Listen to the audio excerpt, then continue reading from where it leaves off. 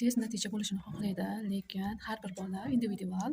Shuning uchun shoshilish kerak emas, sabrli bo'lib harakat qilish kerak. Faqat masalan defektolog yoki logoped o'ziga tashlab qo'ymasdan, masalan uyda ham u bergan vazifalarni bajarish kerak. Masalan logoped beradi, til mashqlarini uyda ham bajartiring deydi.